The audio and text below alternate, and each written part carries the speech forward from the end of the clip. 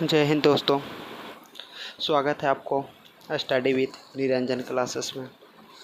तो हिस्ट्री यानी इतिहास का 4 लेसन हम कंप्लीट कर चुका हैं और आज हम हिस्ट्री का 5 लेसन मौर्य काल से संबंधित प्रश्न ऑब्जेक्टिव आप लोग के सामने लेकर के आए हैं, जिसमें कुल 56 प्रश्न हैं और आप लोग ज़्यादा से ज़्यादा इसे समझने का कोशिश कीजिएगा। और एक शायरी के साथ आज वीडियो को स्टार्ट करते हैं। शायरी है, लहरों से डर कर नौका पार नहीं होती, कोशिश करने वालों को कभी हार नहीं होती। तो आप लोग को कोशिश करते रहना है, कभी हार नहीं मानना है। चलिए अगला प्रश्न कह रहा है, पहला प्रश्न है, चंद्रगुप्त मौर्य का पुत्र कौन था? बताइए, चंद्रगुप्त मौर्य का पुत्र कौन था? ऑप्शन ए में बिंदुसार, ऑप्शन बी है Chandragupta Maurya, option C Ashok, option D Bimbisar. क्या हो जाएगा इसका राइट जवाब? बताइए, चंद्रगुप्त मौर्य का पुत्र कौन था? बताइए क्या हो जाएगा। जो भी ऑप्शन ए बिंदुसार मार रहे हैं उनके राइट जवाब हो जाएगा A is right answer, Bindusar right हो जाएगा। चलिए अगला सवाल देखते हैं। 2 नंबर सवाल है, प्रथम भारतीय साम्राज्य किसने स्थापित किया गया था? बताइए, प्रथम भारतीय साम्राज्य किसने स्थापित किया था? ऑप्शन ए है चंद्रगुप्त, ऑप्शन बी है समुद्रगुप्त, ऑप्शन सी है हर्ष, ऑप्शन डी है कनिष्क। क्या हो जाएगा इसका राइट जवाब? बताइए 2 का क्या हो जाएगा। जो भी चंद्रगुप्त मार रहे हैं B option is right answer. चलिए अगला सवाल देखते हैं क्या कहता है। अगला सवाल है, यूनानियों को भारत से बाहर किसने निकाला था? यूनानियों को है जो भारत से बाहर किसने निकाला था? Option A Ashok, option B Chandragupta Vikramaditya, option C Chandragupta Maurya, option D Bindusar. क्या हो जाएगा इसका राइट जवाब? बताइए 3 का भी चंद्रगुप्त मौर्य जो भी मार रहे हैं उनकी राइट जवाब हो जाएगा C is right answer, Chandragupta Maurya. चलिए अगला सवाल देखते हैं। चौथा सवाल है, सांची का स्तूप का निर्माण किसने करवाया? ऑप्शन ए है Narasimha, option B Akbar, option C Humayun, option D Ashok. क्या हो जाएगा इसका राइट जवाब? सांची का स्तूप का निर्माण किसने करवाया? सांची का स्तूप का निर्माण जो अशोक ने करवाया था। Option D is right answer, Ashok. चलिए अगला सवाल देखते हैं। 5 नंबर सवाल है, यूनानियों को भारत से बाहर किसने निकाला था? बताइए, यूनानियों को है जो भारत से बाहर किसने निकाला था? ऑप्शन ए में है चंद्रगुप्त मौर्य, ऑप्शन बी में है चंद्रगुप्त विक्रमादित्य, ऑप्शन सी में है अशोक बिंदुसार, ऑप्शन डी में है अशोक महान। क्या हो जाएगा 5 का राइट आंसर? बताइए, यूनानियों को भारत से बाहर निकाला था कौन? तो चंद्रगुप्त मौर्य ने यूनानियों को भारत से बाहर निकाला था। चलिए 6ठा नंबर प्रश्न देखते हैं। 6ठा नंबर प्रश्न है, बिंदुसार के शासन के दौरान अशांति कहाँ थी? बताइए, बिंदुसार के शासन के दौरान अशांति कहाँ थी? ऑप्शन ए है Rajgiri, option B Takshashila, option C Pushkalavati, option D Ujjaini. कहाँ थे? बताइए 6 का क्या हो जाएगा। बिंदुसार के शासनकाल में अशांति जो थी जो कहाँ थी? तो Takshashila, option B is right answer. चलिए अगला सवाल देखते हैं। 7वां नंबर सवाल है, मौर्य साम्राज्य की राजधानी कहाँ थी? Option A Lumbini, option B Vaishali, option C Pataliputra, option D गया।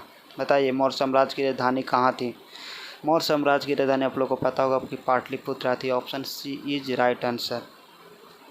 अगला सवाल देखते हैं। 7 नंबर सवाल कह रहा है कि किसके ग्रंथ में चंद्रगुप्त मौर्य का विशिष्ट रूप से वर्णन हुआ है? ऑप्शन ए में अश्वघोष, ऑप्शन बी है भास, ऑप्शन सी है क्षुद्रक, ऑप्शन डी है विशाखदत्त।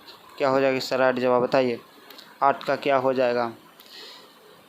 जो भी विशाखदत्त मारे उनकी राइट जवाब हो जाएगा, इसका राइट जवाब हो जाएगा डी विशाखदत्त। चलिए अगला सवाल देखते हैं। 8 नंबर है, चंद्रगुप्त मौर्य ने अपनी अंतिम दिन कहाँ गुजारे थे? बताइए, चंद्रगुप्त मौर्य ने अपनी अंतिम प्राण कहाँ गुजारे थे और वहाँ उनकी मृत्यु भी हो गई थी? कहाँ हुई थी बताइए?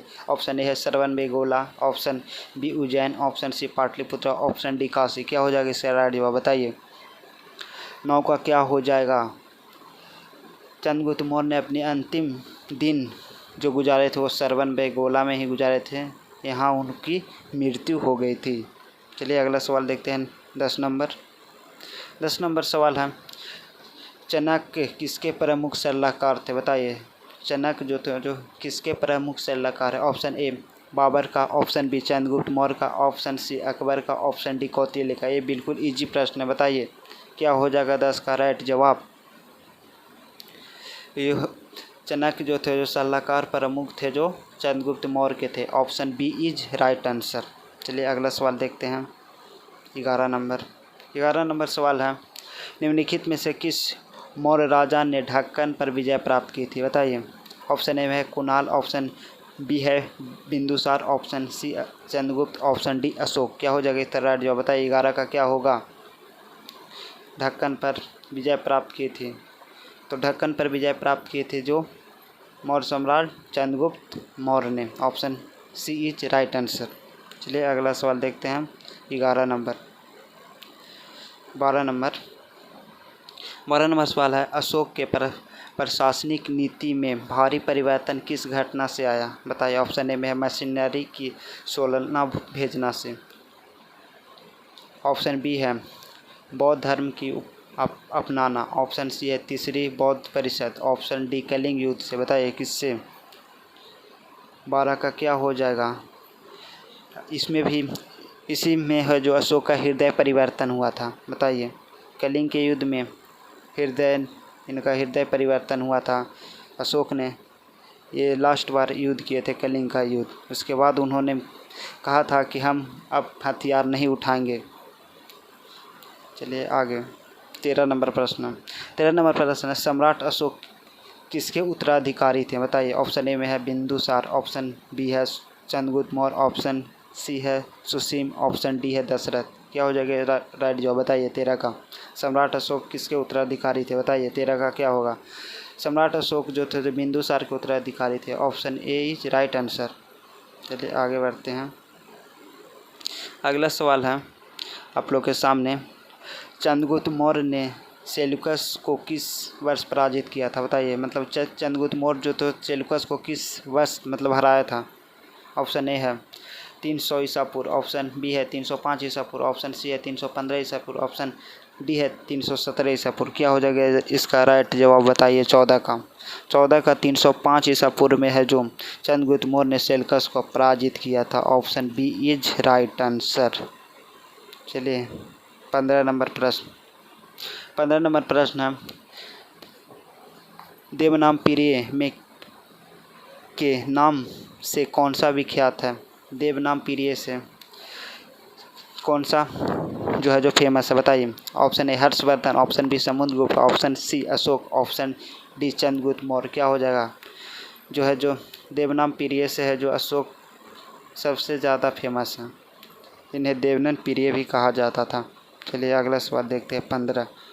16 नंबर प्रश्न है, चाणक्य का एक अन्य नाम क्या था? बताइए। देववर्मन ऑप्शन ए में है, ऑप्शन बी में है रामगुप्त, ऑप्शन सी में है ब्रजेश्वर, ऑप्शन डी है विष्णुगुप्त। क्या हो जाएगा? बताइए। 16 का बहुत ही इजी प्रश्न है। चाणक्य का अन्य नाम जो है तो विष्णुगुप्त कहा जाता है, ऑप्शन डी।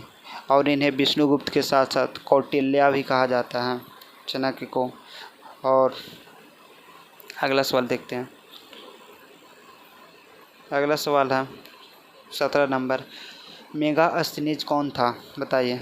ऑप्शन ए में है चंद्रगुप्त मौर्य की राजसभा में यूनानी राजदूत था, ऑप्शन बी में है अशोककालीन यूनानी व्यापारी था, ऑप्शन सी है गुप्तकालीन यूनानी व्यापारी था, ऑप्शन डी है हर्षकालीन चीनी तीर्थयात्री था। क्या था? बताइए। 17 का क्या हो जाएगा राइट जवाब? 17 का क्या हो जाएगा राइट जवाब? मेगास्थनीज जो था जो ऑप्शन ए चंद्रगुप्त मौर्य की राजसभा में यूनानी राजदूत था मेगास्थनीज। इन्होंने चंद्रगुप्त मौर्य के दरबार में आया था। चलिए आगे बढ़ते हैं। 18 नंबर प्रश्न है, इंडिका किसने लिखी? इंडिका जो पुस्तक है वो किसने लिखी? ऑप्शन ए में है अयत सिंह, ऑप्शन बी है मेगास्थनीज, ऑप्शन सी है फाहियान, ऑप्शन डी है हेनसोंग। किसने लिखी थी इंडिका पुस्तक? 18 का इंडिका पुस्तक है जो मेगास्थनीज की पुस्तक है। इंडिका पुस्तक है जो मेगास्थनीज की पुस्तक है। चलो आगे बढ़ते हैं। 19 नंबर प्रश्न है, मौर्य वंश का अंतिम सम्राट कौन था? मौर्य वंश का अंतिम सम्राट कौन था बताइए, मतलब मौर्य वंश का अंतिम शासक कौन था कहने का मतलब है। ऑप्शन ए में चंद्रगुप्त, ऑप्शन बी है अशोक, ऑप्शन सी है बृहदत्त, ऑप्शन डी है सतवाहन। क्या हो जाएगा 19 का बताइए।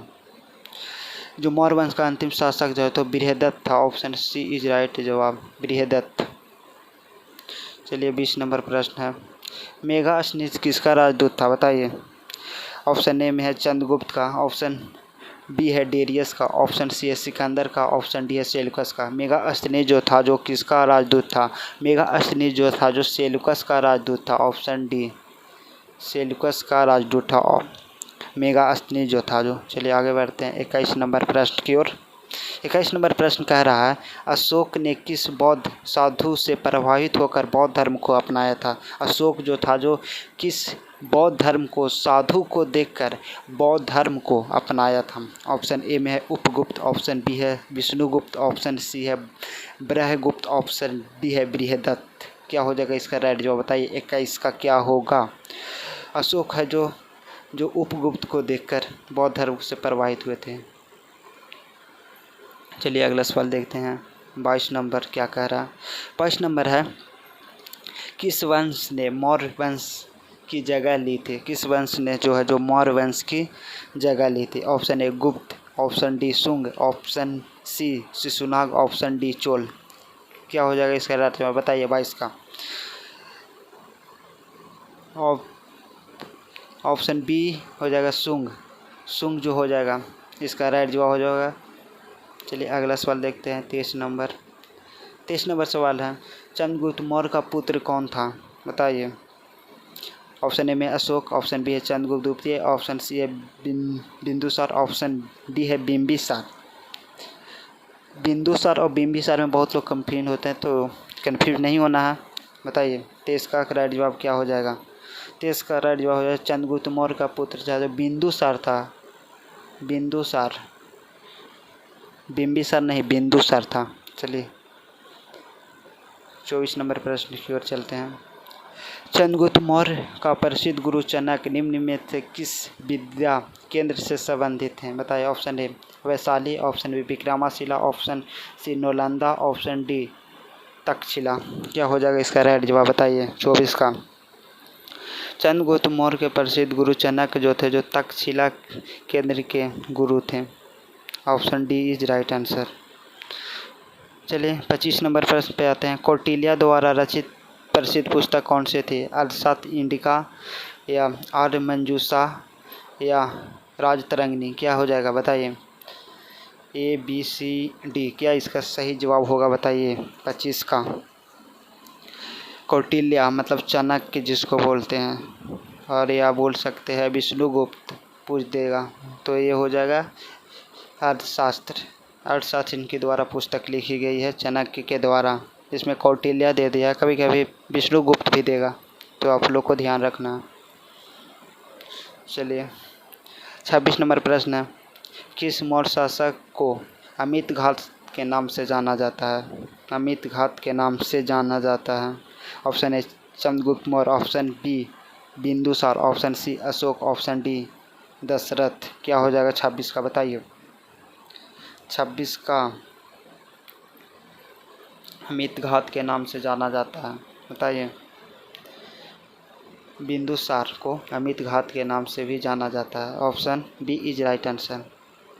चलिए अगला प्रश्न देखते हैं। कलिंग युद्ध किस वर्ष हुई थी बताइए। कलिंग का युद्ध हुआ था जो कब हुआ था? ऑप्शन ए में है 261 BC, ऑप्शन बी में है 263 BC, ऑप्शन सी में है 261 BC, ऑप्शन डी में 240 BC। कलिंग का युद्ध किस वर्ष हुआ था? तो कलिंग का युद्ध 261 BC में हुआ था, ये आप लोग को याद रखना है। चलिए आगे बढ़ते हैं। 28 नंबर प्रश्न पे, अशोक के शिलालेख पर किस लिपि का प्रयोग किया गया था बताइए। Option A Sanskrit, option B है गुरुमुखी, ऑप्शन सी है देवनागरी, ऑप्शन डी है ब्राही। बताइए अशोक के शिलालेख पर किस लिपि का प्रयोग किया गया था, तो ब्रीही लिपि का प्रयोग किया गया था, ब्रीही लिपि, सॉरी। 28 का डी इज राइट आंसर। चलिए आगे बढ़ते हैं। अगला प्रश्न कह रहा है कि अपने शिलालेख में अशोक सामने आता किस नाम से जाने जाते थे। ऑप्शन ए है प्रियदर्शी, ऑप्शन बी है चक्रवर्ती, ऑप्शन सी है धर्मदेव, ऑप्शन डी है धर्मकृति। क्या से जाने जाते थे बताइए। 29 का क्या हो जाएगा। अशोक अपने शिलालेख के लिए प्रसिद्ध थे प्रियदर्शी, इन्हें कहा गया प्रियदर्शी। चलिए आगे बढ़ते हैं 30 नंबर प्रश्न की ओर। 30 नंबर प्रश्न है, मौर्य काल के दौरान शिक्षा का सबसे प्रसिद्ध केंद्र कौन सा था बताइए। ऑप्शन में Ujjain, option B Takshashila, option C Valabhi, option D Nalanda. क्या हो जाएगा। मौर्य काल में शिक्षा के लिए सबसे प्रसिद्ध केंद्र था जो कौन था, तो तक्षशिला था। Option B is right answer, Takshashila. चलिए अगला सवाल देखते हैं 31 नंबर। 31 नंबर सवाल है कि बिंदुसार किसका पुत्र था, सॉरी बिंदुसार जो था जो किसका पुत्र था। Option A Ashok, option B Akbar, option C Chandragupta, option D Shivaji. क्या हो जाएगा इसका राइट जवाब बताइए। जो सार था जो चंद्रगुप्त का पुत्र था। Option C is right answer. चलिए आगे बढ़ते हैं। अगला सवाल है, अशोक की धर्म नीति का मुख्य सिद्धांत क्या था। ऑप्शन ए में है संयम, ऑप्शन बी है दया, ऑप्शन सी है दान, ऑप्शन डी है स्वनियंत्रण। क्या हो जाएगा इसका राइट जवाब बताइए। स्वनियंत्रण हो जाएगा इसका राइट जवाब, ऑप्शन डी। चलिए आगे बढ़ते हैं 32 नंबर प्रश्न। अशोक के अभिलेख को सर्वप्रथम किसने पढ़ा था बताइए। जेम्स प्रिसेप ऑप्शन ए में है, ऑप्शन बी में है जॉर्ज ब्यूलर, ऑप्शन सी है विसेंग स्मिथ, ऑप्शन डी है अहमद हसन दानी ने। किसने पढ़ा था अशोक के शिलालेख को सर्वप्रथम बताइए। 33 का क्या हो जाएगा आंसर। अशोक के शिलालेख को पढ़ने वाला जेम्स प्रिसेप था। Option A is right answer. 34 number प्रश्न कह रहा क्या कह रहा है सुनिए। निम्नलिखित में से कौन सा अशोककालीन अभिलेख खरोष्ठी लिपि में है बताइए। Option A Meerut, option B है सबाजगढ़ी, ऑप्शन सी में है गिनार, ऑप्शन डी में है कालसी। क्या हो जाएगा इसका राइट जवाब बताइए। 34 का राइट जवाब हो जाएगा Shahbazgarhi, option B is right answer. चलिए अगला सवाल 35 नंबर देखते हैं। निम्नलिखित में से किस एक अभिलेख में अशोक के व्यक्तिगत नाम का उल्लेख मिलता है। ऑप्शन ए में है कालसी, ऑप्शन बी है रुमनदेई, ऑप्शन सी है मास्की, ऑप्शन डी है विशिष्ट कलिंग राजादेश। बताइए किस में मिलती है। 35 का क्या हो जाएगा आंसर। 35 का मास्की में, option C is right answer, Maski हो जाएगा इसका राइट जवाब। चलिए 36 नंबर प्रश्न देखते हैं। किस अभिलेख में अशोक ने स्वयं को मगध का सम्राट बताया है बताइए। ऑप्शन ए में मास्की का लघु स्तंभ में, ऑप्शन बी रुमनदेई स्तंभ में, ऑप्शन सी है क्वीन स्तंभ में, ऑप्शन डी है भाभु स्तंभ में। किस में बताया बताइए। 36 का क्या हो जाएगा। तो अशोक ने है जो स्वयं का मगध सम्राट बताया है जो भाभु स्तंभ में बताया। ऑप्शन डी इज राइट जवाब, भाभु स्तंभ। चलिए आगे बढ़ते हैं 37 नंबर प्रश्न। 37 नंबर प्रश्न है, अशोक के शिलालेखों में प्रयुक्त भाषा है कौन सा भाषा है। Option A Prakrit, option B Sanskrit, option C Pali, option D Hindi.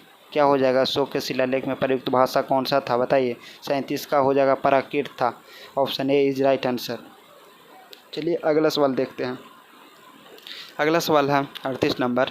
Maurya वंश के शासन के दौरान स्थानीय कौन था बताइए। ऑप्शन ए में है प्रांतीय प्रशासक, ऑप्शन बी में है जिला प्रशासक, ऑप्शन सी में है ग्राम प्रशासक, ऑप्शन डी में है नगर प्रशासक। क्या हो जाएगा इसका राइट जवाब बताइए।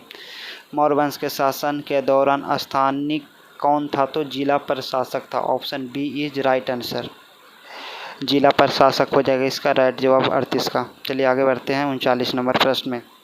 39 नंबर प्रश्न है, यूनानी लेखक जस्टिन के द्वारा किसे सेंड्रोकोटस कहा गया है? बताइए। ऑप्शन ए में है समुद्रगुप्त, ऑप्शन बी में है चंद्रगुप्त द्वितीय, ऑप्शन सी में है चंद्रगुप्त मौर्य, ऑप्शन डी में है चंद्रगुप्त प्रथम। बताइए क्या हो जाएगा 39 का सही जवाब? बताइए। इसका 39 का चंद्रगुप्त मौर्य को कहा। Option C is right answer. चलिए अगला सवाल देखते हैं। 40 नंबर सवाल है, कौटिल्य के अर्थशास्त्र में किस पहलू पर प्रकाश डाला गया है? किस पहलू पर है जो प्रकाश डाला गया है? बताइए। ऑप्शन ए में आर्थिक जीवन, ऑप्शन बी है सामाजिक जीवन, ऑप्शन सी है धार्मिक जीवन, ऑप्शन डी है राजनीतिक नीतियाँ। क्या हो जाएगा? बताइए। 40 का ये है जो राजनीतिक नीतियाँ पर प्रकाश डाला गया है। जो भी बात है इसमें राजनीतिक बात कही गई है। चलिए आगे बढ़ते हैं। 41 नंबर में है, किसके शासन में डायमेकस भारत आया था? किसके शासन काल में है जो डायमेकस है जो भारत आया था? ऑप्शन ए है बिंदुसार, ऑप्शन बी है चंद्रगुप्त मौर्य, ऑप्शन सी है अशोक, ऑप्शन डी है कनिष्क। क्या हो जाएगा 41 का राइट जवाब? बताइए। डायमेकस है जो बिंदुसार के शासन काल में आया था। ऑप्शन ए इज राइट जवाब हो जाएगा।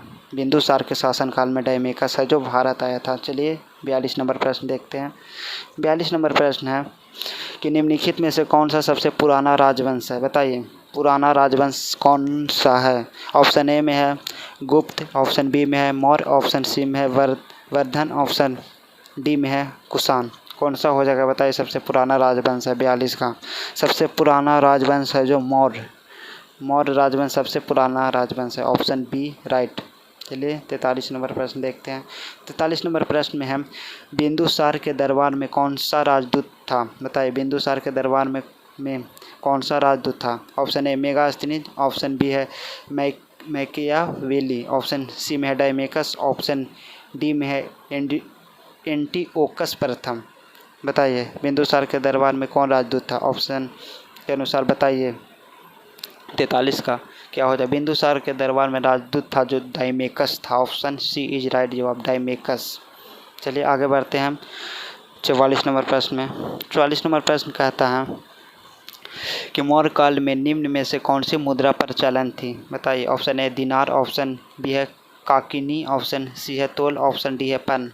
बताइए कौन सा हो जाएगा जवाब? मौर्य काल में कौन सी मुद्रा सबसे प्रचलन थी? बताइए क्या हो जाएगा 44 का? मौर्य काल में है जो पन मुद्रा सबसे प्रचलन थी। ऑप्शन डी पन मुद्रा। चलिए अगला सवाल देखते हैं। अगला सवाल है, अशोक के अभिलेख की रचना में कितनी लिपियों का प्रयोग किया गया है? बताइए। ऑप्शन ए में है 4, ऑप्शन बी में है 3, ऑप्शन सी में है 2, ऑप्शन डी में है 1। तो अशोक के अभिलेख में कुल 4 लिपियाँ की गई। Option A is right answer. कुल 4 लिपियाँ हैं। चलिए 46 नंबर प्रश्न देखते हैं। 46 नंबर प्रश्न है, यूनानियों लेखकों ने किस मौर्य शासक को अमित घात की संज्ञा दी थी? अमित घात की संज्ञा कहने का मतलब है कि अमित घात से पुकारा था। बताइए। ऑप्शन ए है चंद्रगुप्त मौर्य, ऑप्शन बी है बिंदुसार, ऑप्शन सी है अशोक, ऑप्शन डी है दशरथ। क्या हो जाएगा 46 का? तो बिंदुसार को पिछले ही प्रश्न में आपको बताया था कि बिंदुसार को अमित घात के नाम से भी जाना जाता है। चलिए 47 नंबर प्रश्न देखते हैं। 47 नंबर प्रश्न है, निम्नलिखित में से अशोक की उत्तराधिकारी कौन था? बताइए। Option A Rahul, option B Bindusar, option C Kunal, option D इनमें से कोई नहीं। बताइए अशोक का उत्तराधिकारी कौन था? 47 का क्या हो जाएगा? तो अशोक का उत्तराधिकारी जो था जो कुणाल था जो इनका उत्तराधिकारी था अशोक का। Option C Kunal is right answer. चलिए 48 नंबर प्रश्न देखते हैं। 48 नंबर प्रश्न क्या कह रहा है? वह शासक कौन था जिसने राजा सिंहासन पर बैठने के लिए अपने बड़े भाई सुसीम की हत्या की थी? बताइए। ऑप्शन ए है सिमुक, ऑप्शन बी है कनिष्क, ऑप्शन सी है अजातशत्रु, ऑप्शन डी है अशोक। बताइए क्या हो जाएगा इसका राइट जवाब 48 का? वह कौन सा शासक था जो राजा सिंहासन पर बैठने के लिए अपने बड़े भाई सुसीम की हत्या की थी? तो अशोक ने की थी। Option D. इसके बड़े भाई अशोक के बड़े भाई सुसीम थे जो राजगद्दी पर बैठने के लिए अशोक ने सुसीम को हत्या किया था। चलिए अगला सवाल देखते हैं। अगला सवाल है, निम्नलिखित में से किस विदेशी यात्री ने भारत का दौरा सबसे पहले किया था? Option A Megasthenes, option B है आई सिंह, ऑप्शन सी है फहियान, ऑप्शन डी है हैंडसोंग। किसने किया था? बताइए। 49 का क्या हो जाएगा राइट जवाब। विदेशी यात्री ने सबसे पहले भारत का दौरा किया था, जो कौन किया था, तो है जो मेगास्थनीज ने सबसे पहले बिहार का दौरा मतलब भारत का दौरा किया था, सॉरी। चलिए अगला सवाल देखते हैं। 50 नंबर सवाल है कि अशोक के शासन काल में बौद्ध सभा किस नगर में आयोजित किया गया था। जो अशोक के शासन काल में जो था, जो बौद्ध सभा किस नगर में आयोजित किया गया था, ये प्रश्न पूछ रहा है। ऑप्शन ए है मगध, ऑप्शन बी है पाटलिपुत्रा, ऑप्शन बी सी है समस्तीपुर, ऑप्शन डी है राजगिरी। कहाँ किया गया था बताइए।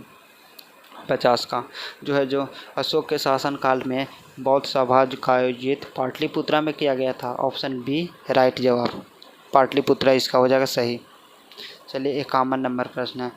51 नंबर प्रश्न कह रहा है नंद वंश के पश्चात मगध पर किस राजवंश ने शासन किया था। मतलब नंद वंश के पश्चात मतलब पहले किस वंश ने शासन किया था। ऑप्शन ए है गुप्त, ऑप्शन बी है कुषाण, ऑप्शन सी है मौर्य, ऑप्शन डी है शिशुनाग। क्या हो जाएगा इसका जवाब बताइए। नंद वंश से पहले, नंद वंश के बाद, पश्चात मतलब बाद, कौन वंश ने शासन किया था, सॉरी बाद में पूछ रहा है। नंद वंश के बाद में किस वंश ने शासन किया था बताइए। मौर्य वंश ने, ऑप्शन सी मौर्य वंश ने हो जाएगा इसका राइट जवाब। आधुनिक देवनागरी लिपि का प्राचीन रूप से कौन सा है बताइए। Option A Pali, option B है देवप्रिय, ऑप्शन सी है खरोष्टी, ऑप्शन डी है ब्राही। क्या हो जाएगा सही जवाब बताइए। 52 का क्या हो जाएगा। आधुनिक देवनागरी लिपि प्राचीन रूप से कौन सा है, तो ब्राही लिपि है। चलिए अगला प्रश्न देखते हैं। 53 नंबर प्रश्न कह रहा है राजुक कौन था, राजुक जातो कौन था। ऑप्शन ए है मौर्य शासन में अधिकारी था, ऑप्शन बी है चोल राज्य में व्यापारी था, ऑप्शन सी है गुप्त साम्राज्य में समागत वर्ग था, ऑप्शन डी है शक सेना में सैनिक था। क्या था बताइए। राजुक जातो जो क्या था, राजुक जो था जो मौर्य शासक में अधिकारी था। चलिए अगला सवाल देखते हैं। 54 नंबर सवाल है अशोक के शासन में प्रतिवेदक क्या करते थे। ऑप्शन ए है सेना का नेतृत्व करते थे, ऑप्शन बी घटनाओं की सूचना देते थे, ऑप्शन सी है धर्म प्रचार करते थे, ऑप्शन डी है राजस्व वसूल करते थे। क्या करते थे बताइए। 54 का अशोक के शासन में प्रतिवेदक जो थे जो था जो घटनाओं को सूचना देते थे, घटनाओं की सूचना देते थे। चलिए 55 नंबर प्रश्न है। 55 नंबर प्रश्न है अशोक के किस लेख में बौद्ध पुस्तक का उल्लेख है। ऑप्शन ए है धौली अभिलेख, ऑप्शन बी है जूनागढ़ अभिलेख, ऑप्शन सी है भ्रभु अभिलेख, ऑप्शन डी है कलिंग अभिलेख। बताइए 55 का क्या हो जाएगा। अशोक के किस लेख में बौद्ध पुस्तक का उल्लेख है, तो भ्रभु लेख, ऑप्शन सी इज राइट जवाब। चलिए 56 ये प्रश्न का ये है जो लेसन का लास्ट सवाल है। अशोक के शिलालेख से हमें क्या जानकारी मिलती है। ऑप्शन में उसकी प्रशासनिक नीति, ऑप्शन बी है उसके साम्राज्य का विस्तार, ऑप्शन सी है उसके धार्मिक विचार, ऑप्शन डी है उपयुक्त सभी। तो ये है जो अशोक के शिलालेख में हमें जानकारी उसकी प्रशासनिक नीति से भी मिलती है, उसके साम्राज्य के विस्तार से भी मिलती है, उसके धार्मिक विचार से भी मिलती है, और उपयुक्त सभी हो जाएगी। इसका राइट जवाब होता है उपयुक्त में से सभी। तो आज का क्लास समाप्त होता है। इतिहास का 5 लेसन हम समाप्त कर चुके हैं। मौर्य काल आज पूरा फिनिश हो चुका है। तो अगला है जो हम लेकर के आएंगे इतिहास का 6ठा लेसन लेकर के आएंगे आप लोग के सामने। तो आप लोग बहुत सारे लोग कमेंट कर रहे थे कि मेरा आवाज़ सही नहीं जा रहा, तो आज हम आप लोग के सामने एक इसको माइक ही बोल सकते हैं, क्योंकि ये माइक की तरह ही काम कर रहा है। तो हम आज से आप लोग को माइक से ही पढ़ाएंगे, ताकि आप लोग को आवाज़ में कोई दिक्कत नहीं आएगा। कितने लोग बोल रहे थे कि आपका आवाज़ कम आता है, तो हम इस चलते हम माइक लगा लिए हैं, ताकि आवाज़ आप लोग को अच्छे से सुनाई दे, तब तो आप अच्छे से पढ़ पाइएगा। आप लोग का आवाज़ अच्छे से सुना ही नहीं देगा तो आप क्या पढ़ पाइएगा अच्छे से। तो और फिर क्या कहा जाता है, और हम बोलते हैं एक बात कि आप लोग जितना ज़्यादा आप लोग मेहनत कीजिए आप लोग ज़्यादा से ज़्यादा मेहनत कीजिएगा तो आप लोग आजकल देख रहे हैं एग्ज़ाम बहुत टफ हो चुका है और इस बार है जो हमारे सरकार ने बहुत ज़्यादा वैकेंसियाँ दी हैं, तो आप लोग ज़्यादा से ज़्यादा रिवीजन कीजिए। चलिए मिलते हैं नेक्स्ट वीडियो में। आज के लिए इतना ही, बस बाय।